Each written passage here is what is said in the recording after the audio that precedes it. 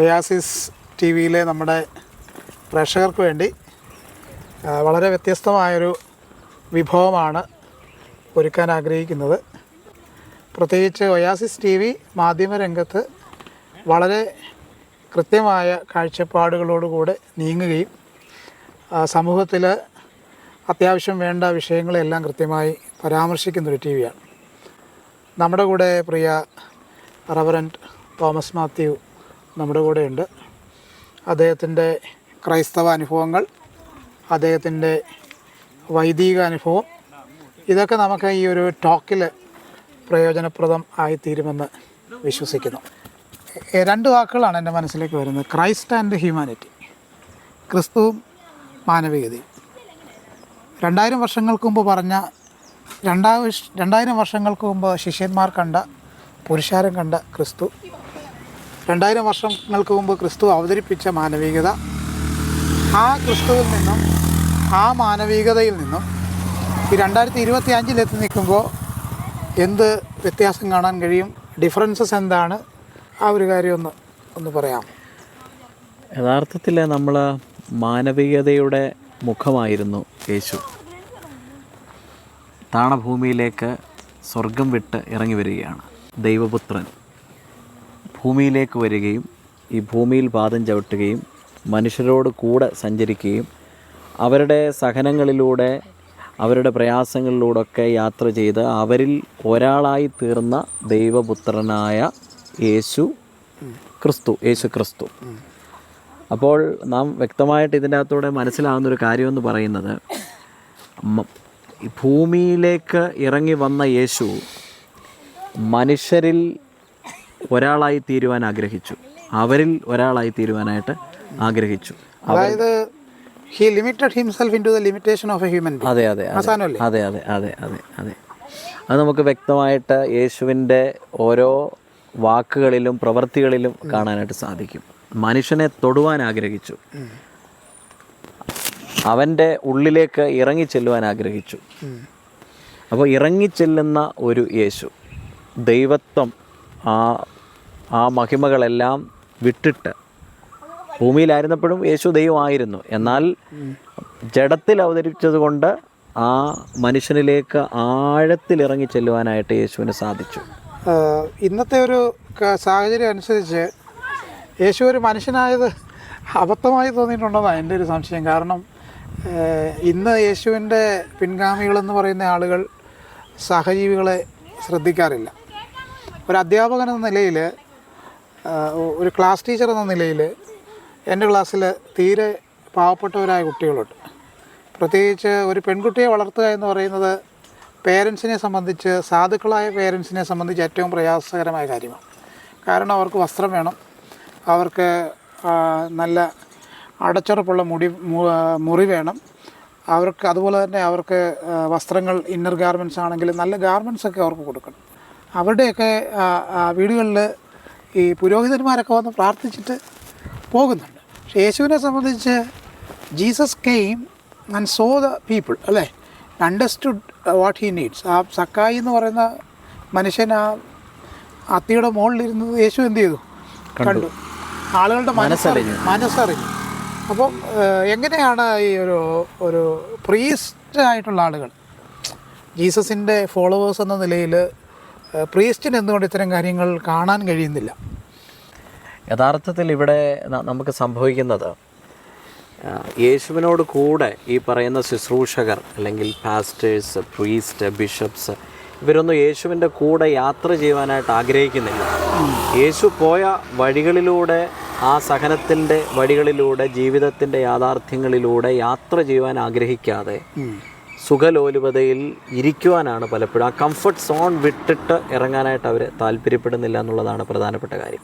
യേശുവിൻ്റെ കൂടെ നടക്കുക എന്ന് പറയുമ്പോൾ തല ചായ്ക്കാൻ ഇടമില്ല, അതുപോലെ അങ്ങനെയുള്ള സൗകര്യങ്ങളൊന്നും കിട്ടത്തില്ല, അല്ലേ? ആകാശത്തിലെ പറവകൾക്ക് അവർക്ക് എല്ലാ സൗകര്യങ്ങളും ഉണ്ട്.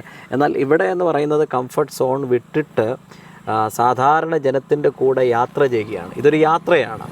രാവിലെ മുതൽ ആരംഭിക്കുന്ന യാത്ര, പിതാവിനോട് പ്രാർത്ഥിച്ചതിന് ശേഷം ജനത്തിൻ്റെ ഇടയിലേക്ക് ഇറങ്ങി അവരുടെ കൂടെ യാത്ര ജനം എന്ന് പറയുമ്പോൾ ആ കാലത്തുണ്ടായിരുന്ന വരേണ്യവർഗത്തിൻ്റെ ഇടയിലല്ല, മറിച്ച് സാധാരണക്കാർ, ടാക്സ് കളക്ടേഴ്സിന് നമുക്കറിയാമല്ലോ, ചന്തയിലൊക്കെ ചുങ്കം വിരിക്കുന്ന ആളുകളുണ്ട്.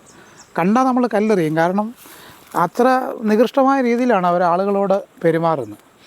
ജീസസ് ആ സമയത്ത് ടാക്സ് കളക്ടേഴ്സിൻ്റെ കൂടെ, അതെ, പാർശ്വവൽക്കരിക്കപ്പെട്ട ജനവിഭാഗത്തിൻ്റെ കൂടെ, ടാക്സ് കളക്ടേഴ്സ്, വേശ്യകൾ, സ്ത്രീകൾ, കുഞ്ഞുങ്ങൾ, അതായത് സമൂഹത്തിലെ ഈ പുരോഹിത വർഗം കാണാൻ ആഗ്രഹിക്കാത്ത, ശ്രദ്ധിച്ചിട്ടും കൂടുതൽ ശ്രദ്ധ കൊടുക്കാൻ ഇഷ്ടപ്പെടാത്ത ഇടത്തേക്ക് ക്രൈസ്റ്റിന് എത്താനായിട്ട് കഴിഞ്ഞു. ഇന്നത്തെ പുരോഹിത വർഗം ഞങ്ങളുടെ ഈ ടോക്ക് കേൾക്കുമ്പം ഒരു മാറ്റം നമ്മൾ പ്രതീക്ഷിച്ചുകൊണ്ടാണ് ഇത് നമ്മൾ സംസാരിക്കുന്നത്. നമുക്കൊരു അവയർനെസ് കൃത്യമായിട്ടുണ്ടാകണം.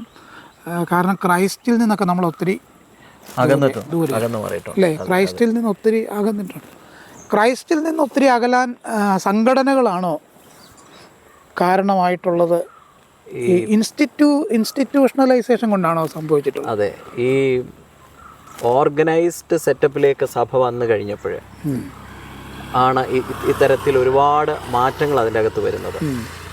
അതിൻ്റെ അകത്തൊരു കച്ചവട താല്പര്യമൊക്കെ വരുന്നുണ്ട്.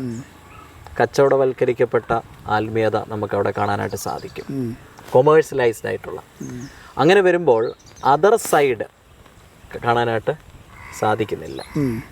അക്കരയ്ക്ക് പോകാമെന്നൊക്കെ പറയുന്നുണ്ട് യേശു. നമുക്ക് അക്കരയ്ക്ക് പോകാം, കാരണം അവിടെയാണ് ജീവിതത്തിന്റെ പരുപരുത്ത യാഥാർത്ഥ്യങ്ങളിൽ ജീവിക്കുന്നത്. അതായത് യെരുശലേമിൽ നിന്ന് ഫിലിപ്പ് ശമരിക്ക് പോയി. യെരുശലേം എന്ന് പറയുന്നത് സേഫ് ആയിട്ടുള്ള സ്ഥലമാണ്. പക്ഷെ ഫിലിപ്പ് എന്ത് ചെയ്തു? ഹോളി സ്പിരിറ്റ് പുള്ളി എങ്ങോട്ട് കൊണ്ടുപോയി? ശമരിയിലേക്ക് കൊണ്ടുപോയി. He was ready to go ദേ.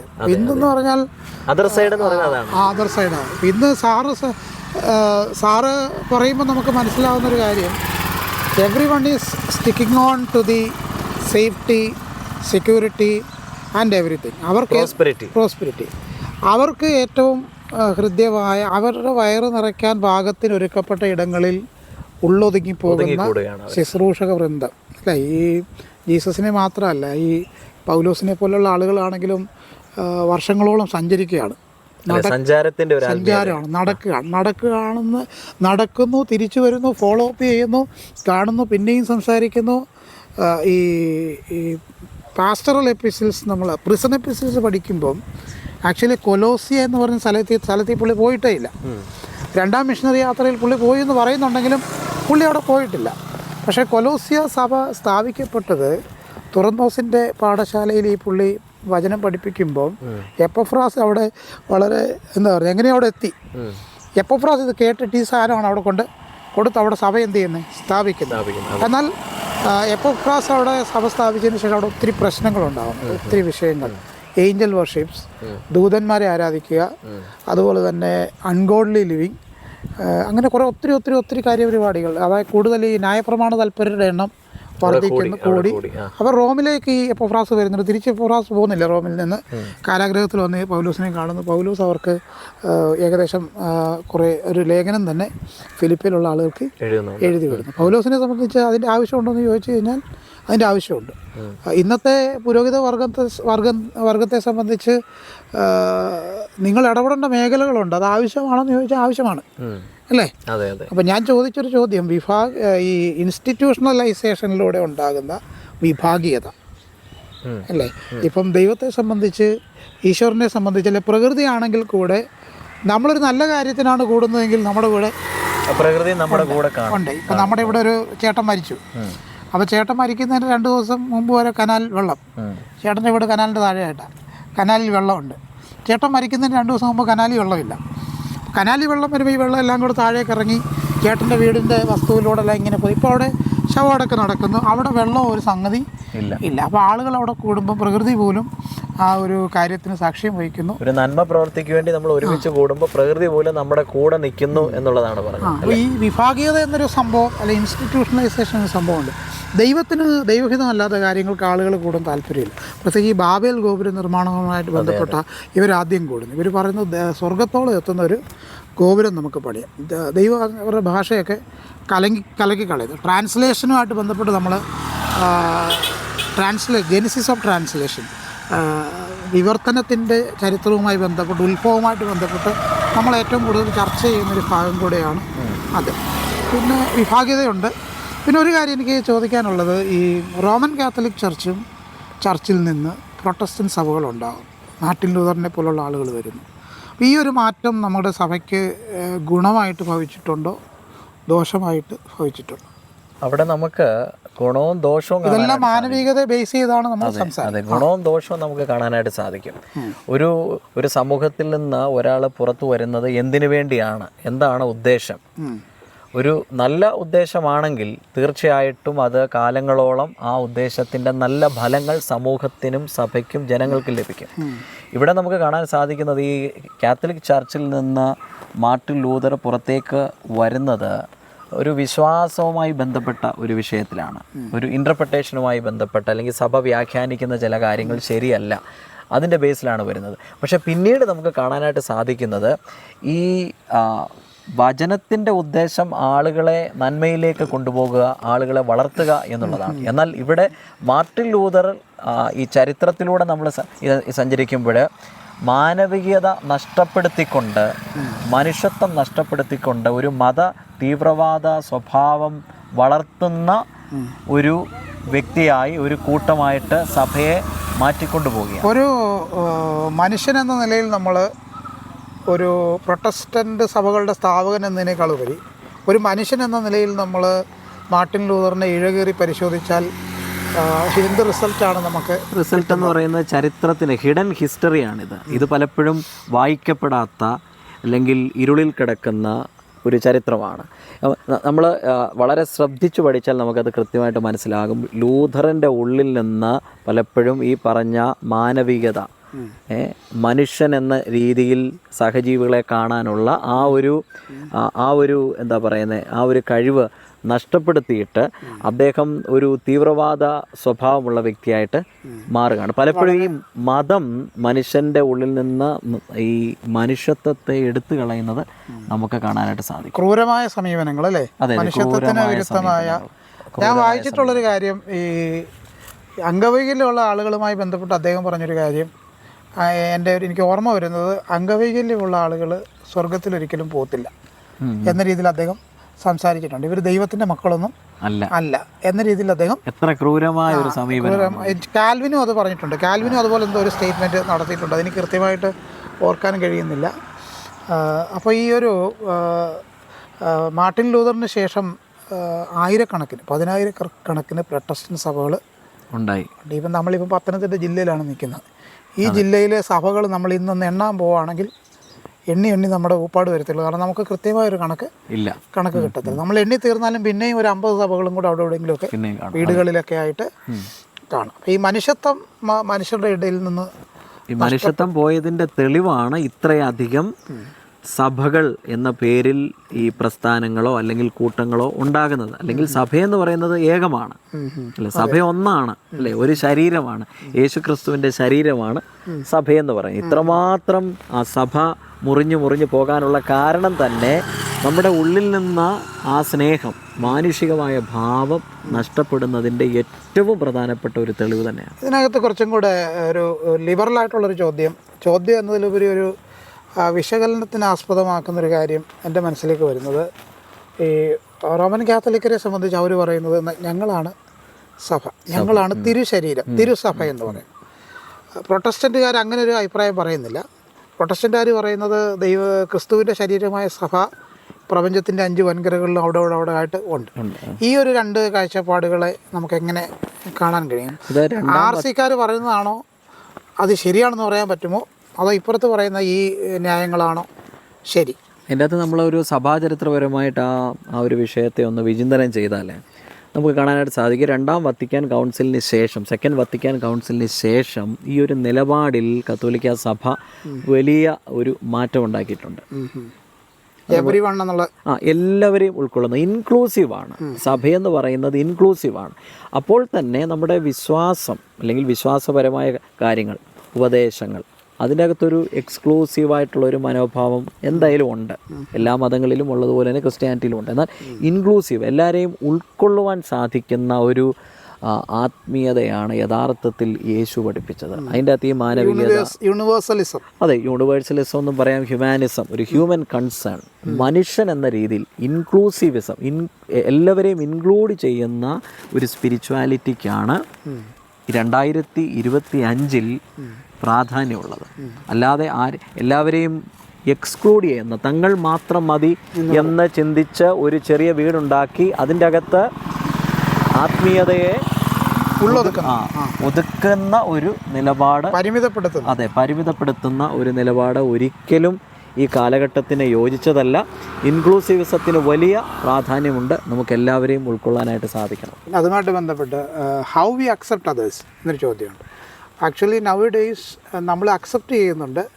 അപ്പോൾ അക്സെപ്റ്റ് ചെയ്യുമ്പോൾ നമ്മൾ ഈ തിന്മയും നന്മയും തരംതിരിച്ചാണ് ആളുകൾ എന്ത് ചെയ്യുന്നത്, അക്സെപ്റ്റ് ചെയ്യുന്നത്. അപ്പോൾ നമ്മൾ ഓൾറെഡി പ്രീ ഡിറ്റർമൈൻഡ് ആണ് whom should be accepted and who should be excluded എന്നൊരു സാധനം നമ്മുടെ മനസ്സിൽ ഇറ്റ് ഈസ് ഓൾറെഡി കൺസ്ട്രക്റ്റഡ്, നമ്മുടെ മനസ്സിൽ തന്നെ. അത് കൺസ്ട്രക്റ്റഡ് ആകുന്നതിൻ്റെ പുറകിലൊരു കാരണമുണ്ട്. അത് ഈ പറയുന്ന മതമാണ്, അല്ലെങ്കിൽ നാം ഉൾപ്പെട്ട് നിൽക്കുന്ന ആ ഒരു വിശ്വാസ സംഹിതകളാണ് അതിന് നമ്മളെ പ്രേരിപ്പിക്കുന്നത്. ജീസസും ഈ മതങ്ങളുമായിട്ട് യാതൊരു ബന്ധവും, ഒരു ബന്ധവുമില്ല.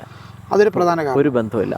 മതാതീതനാണ് യേശു, മതത്തിനതീതനാണ്, ചരിത്രാതീതൻ, അതെ, മതത്തിനതീതനാണ്. അപ്പോൾ തന്നെ ഈ നമ്മൾ when we read gospels, Jesus accepted every one. അവരുടെ മുഖം നോക്കാതെ, നിറം നോക്കാതെ, അവരുടെ സോഷ്യൽ സ്റ്റാറ്റസ് നോക്കാതെ, നേരത്തെ പറഞ്ഞുകൊണ്ട് സ്ത്രീകളാവട്ടെ, കുഞ്ഞുങ്ങളാവട്ടെ, വേശ്യകളാവട്ടെ, ചുങ്കക്കാരാവട്ടെ, അംഗവിഹീനരാവട്ടെ, കാഴ്ചയില്ലാത്തവരാവട്ടെ, കുഷ്ഠരോഗികളാവട്ടെ, every one is having a space in the heart of Jesus Christ. ജീസസിൻ്റെ ഉള്ളിൽ എല്ലാവർക്കും ഒരു സ്പേസ് കൊടുക്കുക എന്ന് പറയുന്നത് വലിയ ഇമ്പോർട്ടൻ്റ് ആയ കാര്യമാണ്. അതിന് നമ്മുടെ വീട്ടിലാണെങ്കിലും സമൂഹത്തിലാണെങ്കിലും അവരവർക്ക് അർഹതപ്പെട്ട ഒരു സ്പേസ് കൊടുക്കുക. അതിന് യാതൊന്നും ഈ സ്പേസ് ജീസസിനെ സംബന്ധിച്ച് ജീസസിൻ്റെ മനസ്സിൽ ഈ സ്പേസ് ഉണ്ട്. നമ്മൾ ഈ നന്മയെയും തിന്മയും കൂടെ ഡിസ്റ്റിങ്വിഷ് ചെയ്യുന്നൊരു സംഭവമുണ്ട്. പ്രത്യേകിച്ച് തീവ്രവാദ സ്വഭാവമുള്ള ക്രൈസ്തവ സഭകളുണ്ട്. ഇപ്പം ഈ ദി ബെന്തക്കോസ്ത് മിഷൻ എന്നൊക്കെ പറയുന്ന സഭയെന്ന് പറഞ്ഞു കഴിഞ്ഞാൽ അവരുടെ ഒത്തിരി ഉപദേശിമാർ മരിച്ചു പോകുന്നുണ്ട്. കാരണം അവർ എന്ത് ചെയ്യത്തില്ല, കൃത്യമായ മെഡിക്കേഷൻ കൊടുക്കത്തില്ല, മരുന്ന് കൊടുക്കത്തില്ല, മെഡിസിൻസ് കൊടുക്കത്തില്ല. അങ്ങനെയുള്ള ഒത്തിരി കാര്യങ്ങൾ നമ്മൾ ചെയ്യുന്നുണ്ട്. അപ്പം നമ്മൾ ഈ തിന്മയെയും നന്മയെയും ഡിഫൈൻ ചെയ്യുമ്പം ഈ തീവ്രവാദ സ്വഭാവമുള്ള ബന്ധക്കോസ്തരായിട്ടുള്ള ആളുകൾ അത് ഡിഫൈൻ ചെയ്യുമ്പോൾ ദൈവരാജ്യത്തിലേക്ക് ആളുകളെ കൊണ്ടുവരുന്നതിന് ഒരു പരിധിവരെ അത്തരത്തിലുള്ള ഡെഫിനിഷൻസ്, നിർവചനങ്ങൾ തടസ്സമായി നിൽക്കുന്നില്ലേ എന്നൊരു ചോദ്യം തീർച്ചയായിട്ടും ഉണ്ട്. അത് എക്സ്ട്രീമിസ്റ്റ് പൊസിഷൻ എന്നാണ് നമ്മളതിനെ പറയുന്നത്, അല്ലേ? എക്സ്ട്രീമിസ്റ്റ് അല്ലെങ്കിൽ കൺസർവേറ്റീവ് പൊസിഷൻ. അത് എല്ലാ സമൂഹത്തിലും ഉണ്ട്. ഒരു സഭയിൽ മാത്രമല്ല, എല്ലാ സഭകളിലും എല്ലാ റിലീജിയൻസിലും നമുക്ക് ഈ കൺസർവേറ്റീവായിട്ട്, ഫണ്ടമെൻ്റലായിട്ട്, എക്സ്ട്രീമായിട്ട് ചിന്തിക്കുന്ന മത തീവ്രവാദ ഒരു സമീപനം പുലർത്തുന്ന ആളുകൾ എല്ലാ സമൂഹത്തിലും ഉണ്ട്. അത് പലപ്പോഴും വിശാലമായി ചിന്തിക്കുന്നതിൽ നിന്ന് നമ്മളെ തടയുന്ന ഏറ്റവും പ്രധാനപ്പെട്ട ഒരു ഫാക്ടറാണത്.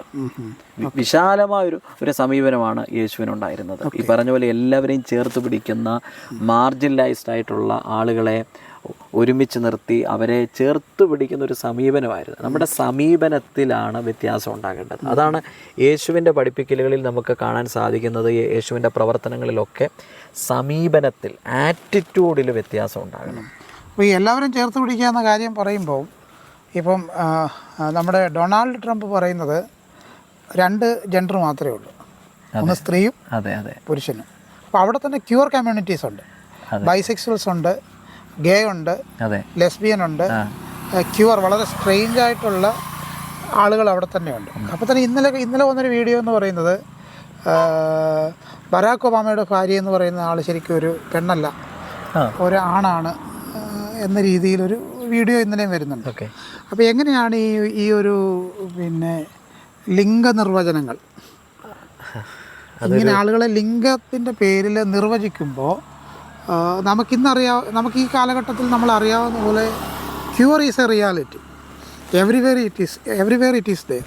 നമ്മൾ പണ്ടൊക്കെ നമ്മുടെ കുഞ്ഞു പള്ളിയിലൊക്കെ പ്രാർത്ഥിക്കാനിരിക്കുമ്പോൾ അവിടെ ഒരാളുണ്ടാകും അവിടെ. പക്ഷേ പുള്ളിക്ക് വലിയ അവിടെ ഒരു സ്പേസ് ഒന്നുമില്ല. പക്ഷേ പുള്ളി അതാണെന്ന് ആർക്കും അറിയത്തുമില്ല. Actually we did not even discuss about him. He would be coming and sitting somewhere in the middle or in the side of a window looking into somewhere else. പുള്ളി യോഗം കഴിഞ്ഞു, ചായ കുടിച്ചിട്ട് പോകുന്നു. ആ ഒരവസ്ഥയിൽ നിന്ന് ഇന്നത്തെ ഒരു യൂണിവേഴ്സലിസം അല്ലെങ്കിൽ every one should be accepted and every one should be included, എല്ലാവരെയും അക്സെപ്റ്റ് ചെയ്യണം, എല്ലാവരെയും ചേർത്ത് നിർത്തണം എന്നൊരാശയം പറയുമ്പോൾ ഇപ്പോൾ ഈ യുണൈറ്റഡ് സ്റ്റേറ്റ്സ് ഓഫ് അമേരിക്കയിൽ സംജാതമാകുന്ന ട്രംപിൻ്റെ രണ്ടാം വരവോടുകൂടെ, കർത്താവിൻ്റെ രണ്ടാം വരവ് എന്ന് പറഞ്ഞിട്ടൊരു വേറൊരു വരവാണ് ട്രംപിൻ്റെ രണ്ടാം വരവ്. ഈ രണ്ടാം വരവിൽ ഈ സാധ്യമാകും അല്ലെങ്കിൽ ഇദ്ദേഹം ഈ ഉയർത്തി വെക്കുന്ന ഈ ഒരു ഒഴിവാക്കലിനെ നമുക്ക് എങ്ങനെ പരിശോധിക്കാൻ പറ്റും? അത് ട്രംപ് മാത്രമല്ല, നമ്മുടെ എല്ലാ സമൂഹങ്ങളിലും ഇപ്പം നമ്മുടെ ഇന്ത്യയിലും നമുക്കത് കാണാൻ സാധിക്കും.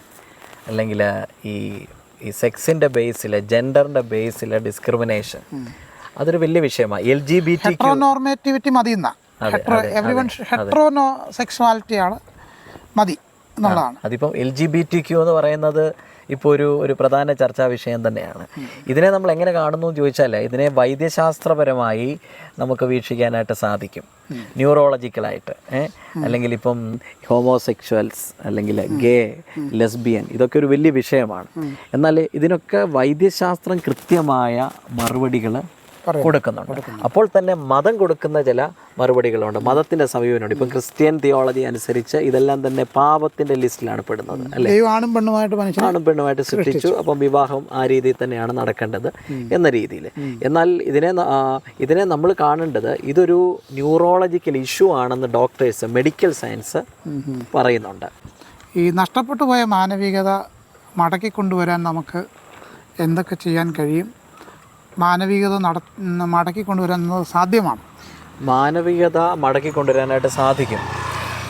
അതിന് നമ്മളിപ്പം ഇവിടെ പറഞ്ഞു വെക്കുന്നത് യേശുവിൻ്റെ സന്ദേശത്തിലൂടെ എങ്ങനെ നമുക്ക് ദൈവരാജ്യം എന്ന ഒരു കോൺസെപ്റ്റിലൂടെ എങ്ങനെ ഈ ഹ്യൂമൻ കൺസേൺ, മാനവികതയെ നമുക്ക് മടക്കിക്കൊണ്ടുവരാനായിട്ട് സാധിക്കും. ഒന്നാമതായിട്ട് നമ്മുടെ പരമ്പരാഗതമായ ട്രഡീഷണൽ അപ്രോച്ചിനെ നമ്മൾ റീഡിഫൈൻ ചെയ്യണം, റീഡ് ചെയ്യണം, റീകൺസ്ട്രക്ട് ചെയ്യണം, പുനർവായനയ്ക്ക് വിധേയമാക്കണം. അതെ, പുനർവായനയ്ക്ക് വിധേയമാക്കണം. എന്താണ് ദൈവരാജ്യം? യേശു എന്താണ് ഉദ്ദേശിച്ചത്? എങ്ങനെയുള്ള ഒരു രാജ്യമാണ് ഈ ഭൂമിയിൽ സംജാതമാകേണ്ടത്? കർത്താവ് പഠിപ്പിച്ച പ്രാർത്ഥനയിൽ തന്നെ അത് കാണുന്നുണ്ട്. നിൻ്റെ രാജ്യം വരണമേ എന്നാണ് പ്രാർത്ഥിക്കാൻ പഠിപ്പിച്ചത്. അപ്പോൾ ഒരു റീഡിങ് നമുക്ക്, reconstruction of theology, reconstruction of our traditional theology. പിന്നത്തൊരു കാര്യം എന്താണെന്ന് ചോദിച്ചു കഴിഞ്ഞാൽ, എന്താ പറയുന്നത്, unlearning is difficult than learning എന്നാണ് പറയുന്നത്. അതെ, അത് ഈ പഠിച്ചതിനേക്കാളും പ്രയാസമാണ് പഠിച്ചത് മറന്നു പോകുക എന്ന് പറയുന്നത്. അപ്പോൾ ഏകദേശം കുറേ വർഷങ്ങളായി ആളുകൾ പഠിച്ചു വച്ചിരിക്കുന്ന കുറച്ച് ധാരണകളുണ്ട്. അപ്പോൾ അതിനെ എങ്ങനെ നമുക്ക് അൺലേൺ ചെയ്യാൻ കഴിയും? അത് ഒരു വ്യക്തമായ സ്ട്രാറ്റജിയോടെ അവയർനെസ് കൊടുക്കണം, അതിനെ പഠിപ്പിക്കാൻ നമ്മൾ ശ്രമിക്കണം. ഈ പഠിപ്പിക്കുക എന്ന് പറയുന്നത് ഒരു വലിയ ദൗത്യമാണ്. ഇപ്പോൾ സാർ ഒരു അധ്യാപകനാണ്, അല്ലേ? ഹയർ സെക്കൻഡറിയിൽ പഠിപ്പിക്കുന്ന ഒരു അധ്യാപകനാണ്.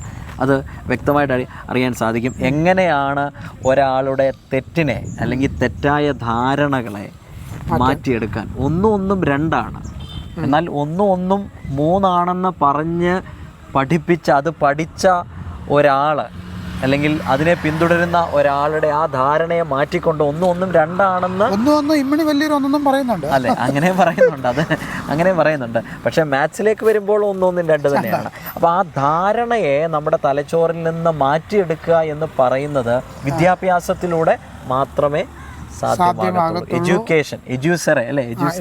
എഡ്യൂക്കെയർ അതിലൂടെ മാത്രമേ സാധ്യമാക്കത്തുള്ളൂ.